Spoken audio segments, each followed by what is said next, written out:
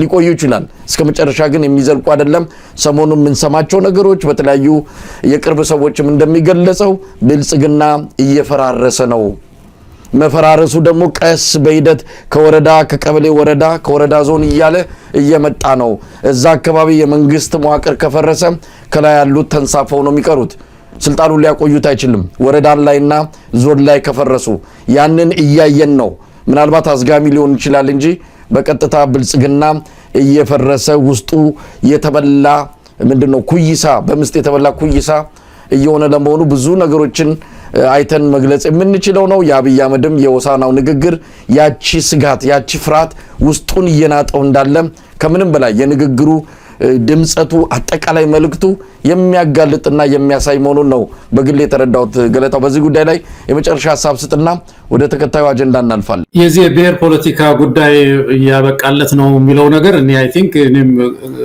ምገዛው ነገር ነው መሳይ አንደኛው ነገር ምንድነው የብሔር ፖለቲካ ከትውልድ ወደ ትውልድ ሊያልፍ የሚችል አይደለም ከሰው ልጆች የእድገት ደረጃ ጋር ማለት ነው በሰው ልጆች እንግዲህ በስርዓተ ማህበር ትምህርትም ውስጥም እንኳን የተነሳንበት የዚህ ዘመን እያለ የሰው ልጅ እያደገ ይሄዳልና ሲያድግ እያደገ ሲሄድ ይዞት የሚሄደው አይደለም ትውልድ ይዞት የሚሄደው አይደለም ትውልዱ አሁን እኮ ሳይበር ወርልድ ውስጥ ገብቷል እኮ ኤአይ ውስጥ እኮ ነው የገባው አዲሱ ጀነሬሽን ዓለም አቀፋዊነት እኮ ዓለምን እኮ እንደዚህ እንደ ትንሽ ነገር እኮ በኢንተርኔት ውስጥ የሚያይበት ሁኔታ ውስጥ ነው የተፈጠረው ኢንተርናሽናል ሪሌሽንስ እያደገ ነው የመጣው አልፎ አልፎ የሚከሰቱ እንቅፋቶች አሉ በየሀገሩ ዲሞክራሲ ሊቀለብሱ የሚችሉ እንቅስቃሴዎች አሁን እዚህ ሀገር ለምሳሌ የምትሰማቸው አይነት ነገሮች ይኖራሉ ግን ወደ ኋላ አይመለስም የህብረተሰብ እድገት እና በዚህ ውስጥ ኢትዮጵያ ውስጥ የብሔር ፖለቲካ ሊቀጥል አይችልም ያሳዝናል ቆየን ብዙ ጊዜ በመቆየታችንም ብዙ ተጎድተናል ብዙ ምልክቶች አሉ ብልጽግና የኢህአዴግ መፍረስ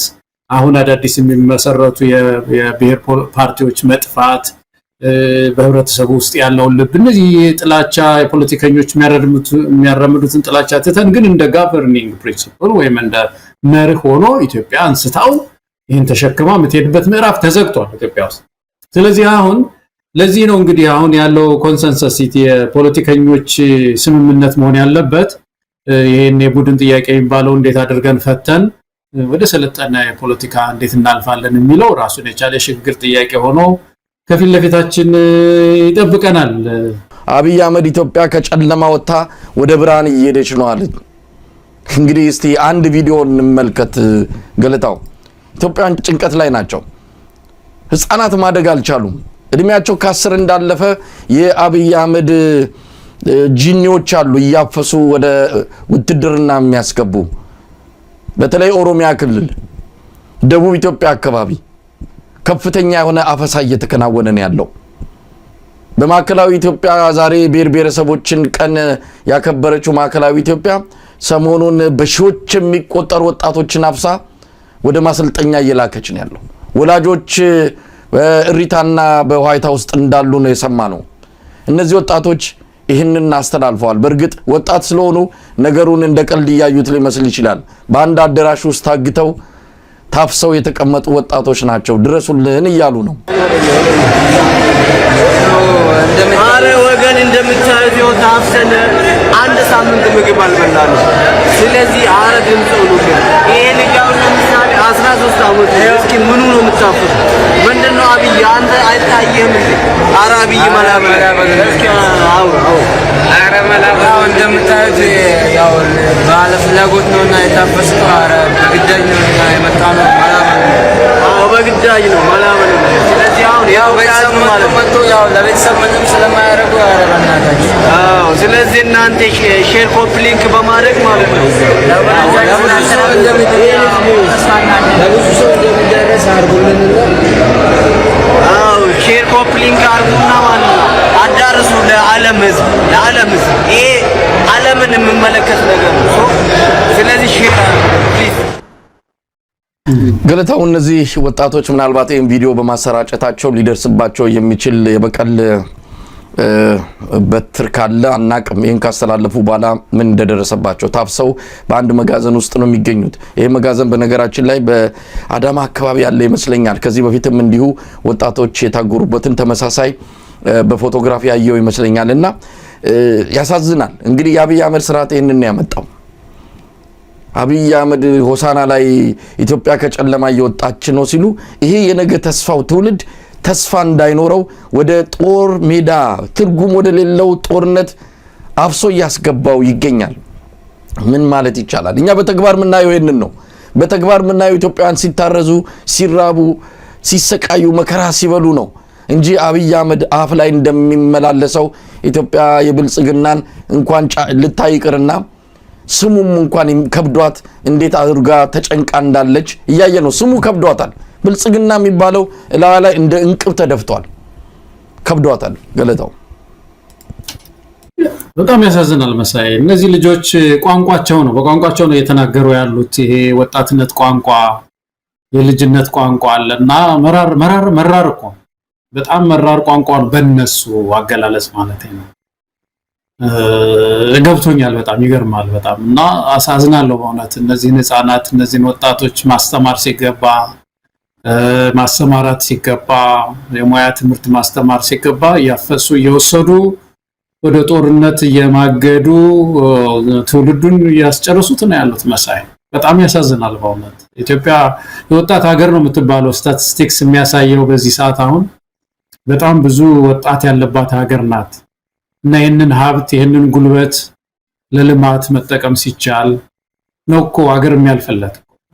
ልጆች ራሳቸውን ችለው ወደፊት ዕጣ ፈንታቸውን አስተካክለው ለሀገር ተስፋ የሚሆኑት እኮ ይሄ ነው። ብልጽግና የሚባለው ነገር እኮ በሚቀጥለው ትውልድ የሚመጣው እነዚህ እኮ ናቸው። እነዚህ ልጆች እኮ ናቸው ምድሪቱን የሚመሩት ነገር። ወደ 40 ሲሆናቸው የፖለቲካ ስልጣን የሚመኙ ማኔጀር መሆን ያለባቸው ሀገር አስተዳዳሪ፣ ወረዳ አስተዳዳሪ ምናምን መሆን ያለባቸው ልጆች እኮ ናቸው አሁን በየቦታው እየታጎሩ ትምህርታቸውን እያቋረጡ ወደ ጦርነት እንዲሄዱ እየተደረገ ያለው። ስለዚህ የሚያነቁ ኃይሎች የማንቃት ስራ መስራት ያስፈልጋል። ወጣቱን ማደራጀት። ይሄ ጄኔሬሽን ዚ የምንለው የጄኔሬሽን ዚ ትውልድ ኢትዮጵያ ውስጥ ተነስቶ ስርዓታዊ ለውጥ እንዲመጣ ማድረግ በጣም የተዛባ ነገር ነው መሰለኝ። በጣም ኢትዮጵያ ውስጥ እኮ አብይ አህመድ እኔ የሚቀጥለው አመት ይሻል ይሆናል ብሎ የሚጠብቅ ሰው ነው በምድር ላይ የሚገርመኝ። በቃ በጣም የሚገርመኝ ነገር ይሄ ነው። እስካሁን መቼም የጠፋውን ጥፋት አይካድም መቼም ኢትዮጵያ ሀዲዱን የሳተ ባቡር ብዙ ጥፋት እያጠፋ ብዙ ዕቃ እየሰበረ ነው። ኢኮኖሚውን ሰምታል አይደለም? ዛሬ መሳይ የሆነው የብር ጉዳይ ምን ያህል እየወረደ በየቀኑ እንዳለ ከፍተኛ ችግር ውስጥ ገብተናል። የስርዓት ቁጥር በየቀኑ ነው እየጨመረ ያለው። ሰው ኑሮው እያንገበገበው ነው ያለው እና በዚህ መካከል የሚቀጥለው አመት ምናልባት አንድ አመት ቢቆይ አብይ አህመድ ይሻለው ይሆናል ይሁን ሁሉ አስተካክሎ የሚለው ነገር በጣም ይገርመኛል። አልፎ ያነሳ ነው እኮ ነው መሳይ፣ ደግመን የምናነሳው ለማሰልቸት አይደለም። ይሄ ሰው አይደለም አሁን የተበታተነ ነገር መሰብሰብ፣ የተሰበሰበውን በትኖታል። ዝም ብሎ የመጣውን ደጁ እግዚአብሔር ያመጣውን ቤተ መንግስት ድረስ ያመጣውን ወጣት ተቃዋሚ አክቲቪስት በሙሉ ፖለቲከኛ ሁሉ ሰብስቦ በአንድ አዳራሽ መላን ፈልግ ያገሬ ሰው ህገ መንግስት እንጻፍ የኢትዮጵያ ልጆች፣ እኛም ኢህአዴግ ውስጥ ሆነን ብዙ ነገር ጠፋ፣ እናንተም በሌላ ወገን ሆናችሁ ብዙ ነገር ጠፋ፣ ይሄ ህዝብ ፎይ ይበል አንድ ነገር እንጻፍ እኮ አላለ። ያን ያልተጠቀመ አሁን ያለውን ተቃርኖ ያሻሽላል ብሎ የሚጠብቅ ሰው እየተሳደበ አይደለም ዛሬ ወደ ምክክር እንኳን እንዳይመጡ ምን ትስ እያለ እየተሳደበ ነው ያለው። ስለዚህ እኔ ተስተባብረን ኢትዮጵያውያን ለውጥ ማምጣት አለብን፣ ይሄን ወጣት ማስተባበር ነው ያለብን ምን ነገር ነው ማንሳት የምችለው መሳይ። ገለታው እንግዲህ አብይ አህመድ መቼም በዙሪያው ያሉ ደግ አደረክ ባንተው መጀን እያሉ እያሸበሸቡ ስም ከአጽናፍ አጽናፍ የተመሰገነ ይሁን ልክ እንደ ጣዖትና አምላክ የሚያዩ በዙሪያው አላጣም። እነዚህ ሰዎች ምንድነው አብይ ጋላቸው ብለ ስትጠይቅ የዓላማ አንድነት ወይም ደግሞ ለኢትዮጵያ ሕዝብ በሚሰራው ስራ ተማርከው አይደለም፣ የውድ ጉዳይ ነው። ምንም ይሄን ለመናገር የግድ ማስረጃ ሰብስበ መምጣት የለብም። እያንዳንዱ በዙሪያው ያለ ሰው ለምን አብይ አጠገብ ተቀመጠ ብትል ሌላ የምታገኘው ተጨማሪ ነገር የለም። ጥቅም ነው፣ ሆድ ነው። ሌላ ምንም ይሄንን በመናገር ምናልባት ዘለፋ የሚመስል ከሆነ ሌላ ቃል መጠቀም ካለብን አላቅም ታግዘኛለህ። ሆድ ብለን ምን ገልጸው ነገር ነው። ባይበላስ ቢቀርም እንዲህ ህሊናን ሸጦ ህዝብ ላይ መከራ እየመጣ ሀገር ላይ ትውልድ ላይ እንደዚህ አይነት ቀውስ እየተከሰተ ግድ የለም እኔ እየበላው ነው እኔ እየጠገብኩ ነው ስለ ነገ ምን አገባኝ ስለ አካባቢ ምን አገባኝ ስለ ህዝብ ምን አገባኝ የሚሉ ሰዎች ናቸው አብይን የከበቡት ስለዚህ የሰውዬ እንዴትስ እንደው አንድ ለውጥ እንኳን ለማምጣት እኮ ካጠገቡ ግድ የለም ይሄ ትክክል አይደለም በዚህ መንገድ የምትሄደው ስተት ነው የሚለው እኮ አጠገቡ ማንንም የለም ከእጅ አይሻል ዶማ ተሰብስበዋል ሁሉም የመጡት ቀደም ሲል ይሄ ብሔር ብሔረሰቦች በሚባለው የፖለቲካ አውድ ተሰብስበው ከዚህም ከዚያም ተለቃቅመው የመጡ ሰዎች ናቸው ዙሪያውን የከበቡት ትምርቱ ላይ አልፈው አይደለም በትምርቱም ቢሆን የደረሱበት ደረጃ ያው የሚታወቅ ነው በያዲግ ጊዜ ዲግሪና ዲፕሎማ እስከ ዶክተሬት ድረስ እንዴት እንደሚመጣ አብይ ጥሩ ምሳሌ ነው ቤቱ ቁጭ ብሎ እንዴት ዶክተሬትን እንዳገኘ ስለዚህ ይሄ ሰውዬ በዙሪያው በከበቡት ሰዎች ምክንያት እንደው ደና ነገር ማየት አይቻልም የራሱ ድንቁርና አለ የራሱ ውስን አቅም አለ ያደገበት በአጠቃላይ የመጣበት የህይወት ተሞክሮ የተሻለ ነገር እንዲያስብ ስለ ሀገር አይደለም ስለ ራሱ እንኳን በተሻለ መልኩ እንዴት መራመድ ይችላል ብሎ እንኳን እንዳያስብ አድርጎ ቆልፎ ያዘው እንደሆነ ምንም ጥርጥር የለውም አንዳንዶች መጡና እንዲህ አይነት ምስክርነት ይሰጣሉ እውነት ለመናገር ባይበላስ ቢቀርም ሆድ እንደዚህ ህሊናን አሸንፎ በአደባባይ ሲያዋርድ ከዚህ በላይ ውርደት መቼም የለም ገለጣው ይሄ ስርዓት እኮ ክብርት ከንቲባ እጅግ ድንቅ ወርልድ ክላስ መሪዎችን ፈጥሯል ለምን አልተነገረም ብዙ የአፍሪካ ሀገራት የዓለም ሀገራት ዞረናል ከኬፕ ታውን እስከ ካይሮ ከካዛብላንካ እስከ ናይሮቢ አይተናል መሪዎች ይሄ መንግስት ክቡር ጠቅላይ ሚኒስትሩን የኛ መሪ ቢሆኑልን ብሎ የሚታሰብበት የሌላ ዓለም ህዝብ አስተያየት የሚሰጥበት ክብር ከንቲባዋን የአፍሪካ ህብረት መሪዎች ሳይቀሩ ምን ነው የኛ ከተሞችን መጥተው 1-2 ዓመት እንደው ባስተዳደሩና ይሄንን ለውጥ ባየን የሚባልበት ደረጃ ደርሰናል ስለዚህ ስርዓቱ ውጤታማ መሪዎችንም ፈጥሯል ሌቦችን ብቻ አይደለም ይሄ ደግሞ ድንቅ ኢትዮጵያዊነት ነውና እኔ በበኩሌ እጅግ ኮራበታለሁ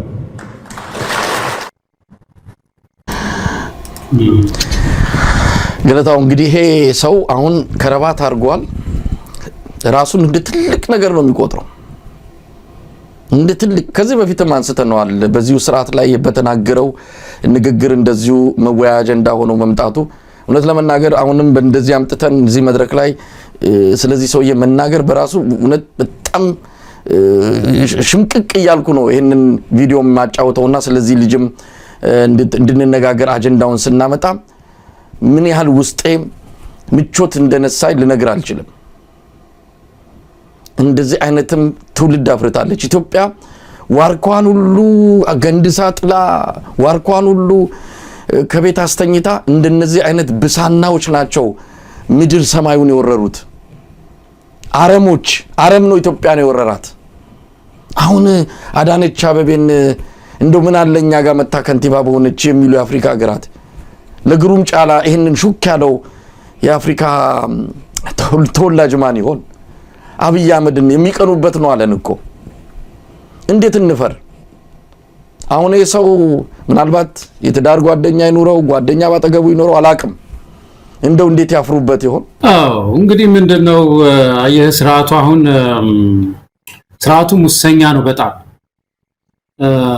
ጉቦኛ ነው ስርዓቱ እና ኦፖርቹኒቲስ ወይ እድሎች የሚገኙት በዛ መስመር ሆኗል አዳነችን አብይን ማሞገስ አዝማሪ መሆን የሆነ ነገር ያስገኛል ባለፈው አብሮ ነው አንድ ሰው ሲያጫውተን አንተ መኖርህን አላስታውስም ግን ሲነግረን ምን አለ አብይ ያለ ቁጭ በየፊቱ ነው ማየው አለ ጥሩ ነው አንተን የመሰለ መሪ ምናምን ስትለው ፊቱ ፈገግ ይላል ከዛ ደግሞ የሆነች ክሪቲሲዝም ስታጣዛው ታየዋለህ ሲቆጣ እና እዛው ሲኮማተርና ሲቆጣ ታየዋለህ እና ፊት እኮ እየተከተሉ ነው አሁን በቃ ከዛ ጀርባ ደግሞ ሪዋርድ አለው ማለት ሽልማት አለው እንዲህ አይነት ስርዓት ስለዘረጋ መንግስት ያሞገሱትን ስልጣን ይሰጣል ያሞገሱት መሬት ይሰጣል ያሞገሱት ደግሞ ስልጣን ይጨምራል ስለዚህ አንዳንዶች ይኖራሉ በማህበረሰብ ውስጥ እንደዚህ ያለ ቤትም ሀገር ማህበረሰብ ውስጥ እንደዚህ አይነት ሰዎች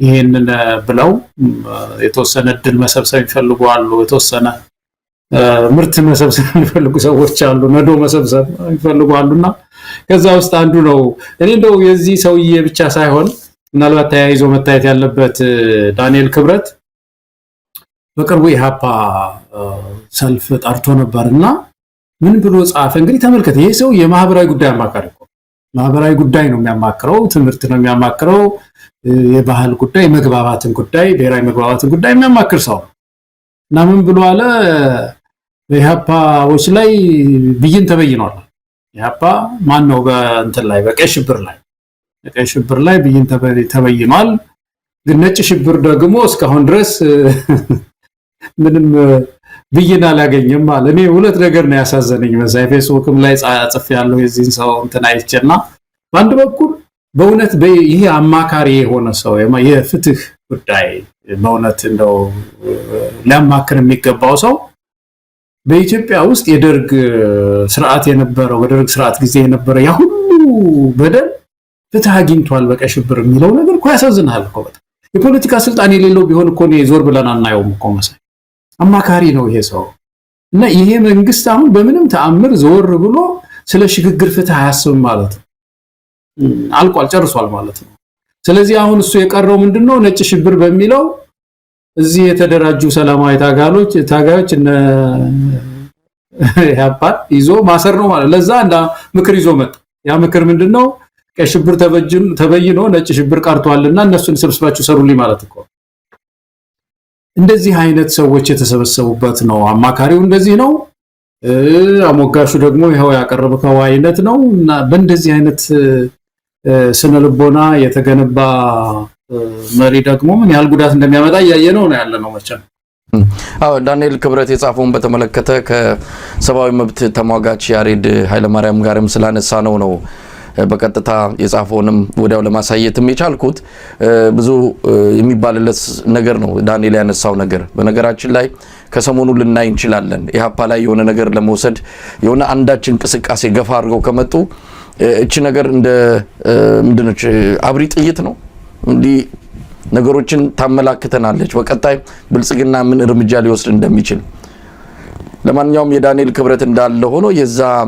ግሩም ጫላ የሚባለው ግለሰብ በነገራችን ላይ የታደረስከው ወይ ምናልባት የወሰደውን ገንዘብና የወሰደውን መሬት ጆሮ ግንዱን ብሎ ነው የቸበቸበው በነገራችን ላይ በጣም ሰፊ መሬት ነው የተሰጠው እየቆራረሰና እየከፋፈለ ሸጦታል ሸጦ በአለም ዙሪያ እየዞረ እንደዚህ አካባቢ መግለጽም የሚያስፈልግ አይደለም በጣም እሱ ሲያደርግ አላፈረም በርግጥ እኛ ለመናገር እናፍራለን ምክንያቱም ጨዋነት ስለሚይዘን የደሃ ገበሬ መሬት ያንን ሁሉ ገንዘብ ትልቅ የሚዲያ ኮምፕሌክስ ብልጽግና በሱ አማካይነት አሻግሮ የኢትዮጵያን አልጀዚራ እናቋቁማለን በሚል በዚህ ሰው ያማካይነት ትልቅ መሬት ተሰጥቶት ከፍተኛ ገንዘብ ተሰጥቶት ውሃ በልቶታል ከሀገር እየዞረ እሱ ሌላ ነገር ሲያሳድድ ነው የሰነበተው ምናልባት አሁን ጥያቄ እየመጣ ይመስለኛል ስለዚህ ያቺ ጥያቄ እንዳትመጣበት ወንጀል ተደርጋ እንዳይጠየቅ አብይ አህመድን ዘላለም ንገስ አንተኮ ዓለም ሁሉ የሚቀናብ መሪ ነው ማለት ነው የፈለገው እንዲህ አይነት ሞላጫ አጭበርባሪን በልኩ መነገር አለበት በልኩ እንዲህ አይነት ሰው ነው እንግዲህ አብይ ዙሪያ ያሉት ራሱ የመለማሉ የሚያመጡት ይገርማል እኮ ለአብይ ይሄንን በሉ የሚሉት ማለት ነው ሄዱና ይሄንን ቃል ተጠቀሙ እንደዚያ ሞግሱ የሚሉት በጣም የገረመኝ አንዴ ቄስ የመጣ ጊዜ አንድ ቄስ ከጎንደር አካባቢ ነው ያመጡት አይደለም ቤተ መንግስት ቅዳሴ ለአብይ አህመድ ሲያቀርብ ምን ትሏል አሁን ያንን መንግስቱም አላደረገም ይሄን መንግስቱ ኃይለማርያምም አላደረገም ነው መለስ ዜናዊም ማንንም አያደርገው እንዴት ያሸማቅቃል መሰለ የሃይማኖት ቃል ግዕዝን የተጠቀሙ በቤተክርስቲያን ቋንቋ ለነገስታት የሚደረግ አይነት ነው እንግዲህ ወረብ ሁሉ ያደርጋሉ አሉ አንዳንዶቹ በተመሳሳይ የሚያስገርምህ ትግራይ ውስጥ ደብረጽዮንም ሲያስቀድሱ ነበሩ አሉ እንደዚህ አንድ ጊዜና ጨዋታ ምድሪቱ ተሳክራለች መሳይ በጣም በተሳከሩ ሰዎች እጅ ወድቀናልና በጣም ያሳዝናል ማለት ግለሰብ ምናልባት እንዲህ አይነቱ ነገር ከሞራልም ከኢትዮጵያዊነትም አንፃር ብዙ የሚያሳስብ ነገር ስላለው ነው አብይ አህመድ ምንም የሚያስጨንቀው አይደለም። ስለ ትውልድ ስለ ሀገር የሚያስብ ሰው አይደለም። አሁን ሰሞኑንም እንደው መግለጽ ባያስፈልግም የሆኑ አጀንዳዎች ሶሻል ሚዲያውን እንዲሞሉት ሆን ተብሎ የኢትዮጵያን ባህል የኢትዮጵያን እሴቶች የሚያረክሱ ነገሮች ማህበራዊ ሚዲያውን የህዝብን ትኩረት የህዝብን አእምሮ እንዲቆጣጠሩት መንገዱን ይከፍታል። መክፈት ብቻ አይደለም ሚዲያዎችን ሁሉ ያመቻቻል፣ ከጀርባው ሁሉ ይደግፋል። አሁን ሰሞኑን አንድ አጀንዳ በጣም እየተራገበ ነው። እዚህ ላይ ማንሳቱ ተገቢነት ባይኖረውም ነገር ግን የአገዛዙ አንዱ ስትራቴጂ መሆኑን ግን በደንብ መግለጽ ያስፈልጋል። እንዲህ አይነት አጀንዳዎች ስንት ጉዳይ ያለብን ስንት የሚያንገበግበን ነፍስ ውጪ ነፍስ ግቢ ሆነን በየቦታው የሚያሰቃዩን አጀንዳዎች በበዙበት በዚህ ዘመን እንደዚህ አይነት ኢትዮጵያዊ ባህልን የማይገልጹ ኢትዮጵያዊነትን የማያሳዩ አጀንዳዎች ግን ሰማይ ምድሩን አየሩን ሁሉ እንዲቆጣጠር ነው የሚደረገው። ለዚህ ደግሞ በአንድም ይሁን በሌላ በረጅም እጅም በአጭር እጅም ከፍተኛ የሆነ ስራ እየሰራ ያለው ብልጽግና ነው። ኢትዮጵያዊነት እንዲረክስ መስተጋብራችን የተጣመርንባቸው ትልልቅ ምሰሶዎችን እነሱ ሁሉ እየወላለቁ እንዲወድቁና በእንደዚህ አይነት እንጭፍጫፊና ክብረነክ በሆኑ ጉዳዮች እንድንወጠር እየተደረገ ነው ያለውና ይሄንንም የኢትዮጵያ ሕዝብ በደንብ በጥንቃቄ ማየት አለበት። እንዲህ ጊዜያዊ የሆኑ በዚህም በዛም የሚወረወሩ አጀንዳዎችን እንደሌሉ እንዳልሰማ ትኩረት በመንፈግ በዚህ አይነት አስተዋጽኦ ኢትዮጵያን መጠበቅ ይቻላል። አለበለዚያ በአብይ አህመድ ዳንስ ሳናውቀው እየደነስን ነው። በአብይ አህመድ ዜማ እስክስታ እየመታን ነው። አላወቅነውም እኛ እንዲሁ ትኩረታችንን ይሰባል። ወንዝ ሲወስድ አሳስቆ ነው አብሮ አሳስቆ በዚህ አጀንዳ ውስጥ እንድንሰነበት እየተደረግን ያለ ነውና እዚህ ላይም ጥንቃቄ የሚያስፈልገው ይመስለኛል። ገለጣው አዎ በጣም ጥንቃቄ ያስፈልጋል። በሀገሪቱ ውስጥ ህግ አለ። የሀገሪቱ ህግ በዚህ በኩል ግልጽ ነው። አሁን የሚዘዋወረው ቪዲዮ ላይ ያየነው የሀገሪቱ ህግ የሚያስቀጣ ነው። ኢትዮጵያን በሙሉ የሚደግፉት ይመስለኛል ይሄን ህግ የሚያስቀጣ ነው። ስለዚህ እንደዚህ አይነት ነገሮች ሲገኙ ወደ ህግ ቦታ መውሰድ ተገቢ ነው። ከዛ ውጪ ያሉ እንቅስቃሴዎች ደቦ ፍርዶች ምንድነው የሚያደርጉት? ሶሻል ሚዲያውን በሙሉ ይሞሉና አጀንዳዎቻችንን ያዘናጉናል። እና ይሄ እኮ ነው አሁን የተቸገርነው ነገር። አብይ አህመድ አንድ ሳምንት የሚቆይበትን እየፈለገ ነው ያለው። የተለያዩ አንድ ሳምንት የሚያቆዩትን የፌስቡክ እንትኖች ዝውውሮች ይፈልጋቸዋል። ዳይቨርሽን እኮ ነው። የህዝባዊ ቢተኝነት እንዳይነሳ፣ ወጣቱ የኢኮኖሚ ጉዳይ እንዳያነሳ፣ የቤተሰቦችን ስቃይ መከራ እንዳያነሳ፣ ማህበራዊ ለውጥ እንዲመጣ በኢትዮጵያ ውስጥ ጥያቄ እንዳያቀርብ ቢዚ ማድረግ፣ ሶሻል ሚዲያውን በጣም ቢዚ ማድረግ ትልቅ አጀንዳ ይዞ ነው የተነሳው። ነገ ደግሞ አንዲት ህፃን ተደፈረች ተብሎ ሊመጣ ይችላል። አንድ ሰው እንደዚህ ተገደለ ተብሎ ሊመጣ ይችላል። በዚህ መካከል ነው የሚቆየው። ባለፈው አንድ ሰው ህወሓት ሲገልጸው መግለጫ ወጣ ህወሓት የሚል ነገር አነሳለት ጋዜጠኛውና ይሄ ሰው ሲመልስ ምን አለ? እሱ እኮ መግለጫ እኮ መቆያው ነው የህይወት መተንፈሻው ነው ህወሓት አለና ዝም ብሎ መግለጫ ያወጣል አለ። በቃ እና እዛ አንድ ሳምንት አለው በህይወቴ ማለት ያህል ነው አለና ኢትዮጵያም ውስጥ ወጣቱ በተለይ በጣም ጥንቁቅ መሆን አለበት። አሁን ማህበራዊ ሚዲያችንን ትዊተር፣ ዩቲዩብ፣ ፌስቡክ ሊቆጣጠረው የሚገባው ኢትዮጵያ ውስጥ ቼንጅ ለውጥ ነው መሳይ። ያንን እዛ ላይ ከተዘናጋን መከራችን እየጨመረ ይሄዳል። ገለታው እስቲ ወደ ሌላው አጀንዳ እንሂድ። ያው ተደራርቦ ተያያዥ ሆኖ ተቀጣጣይ ሆኖ ረጅም ሰዓት ወሰደብን፣ ግን ብዙ ነገሮችን ያነሳንበት በመሆኑ እንዲሁ የባከነ ጊዜ ያሳልፈናል ብዬ አላምንም። ለማንኛውም ገለታው ወደ ሌላው አጀንዳ እንሄዳለን። የአፍሪካ ህብረት ቅርቃር ውስጥ ገብቷል። ጫና ውስጥ ነው ያለው። እንግዲህ አስቸኳይ ስብሰባ ላይ ቀመጥ ነው የሚል ትክክለኛ ከሆነ የመረጃ ምንጭ ያገኘነው ነገር ነበረ። በእርግጥ ያ ስብሰባ ተካሂዷል ወይስ እየተካሄደ ነው ወይስ ሊካሄድ ቀጠሮ ላይ ነው ያለው? የምናውቀው ነገር የለም። የአፍሪካ ህብረት ግን ሀዲዱን ስቶ በተሳሳተ መንገድ ላይ እየሄደን ያለው የአብይ አህመድ ወጥመድ ሰለባ ሆኗል። ሰሞኑን በአማራ ክልል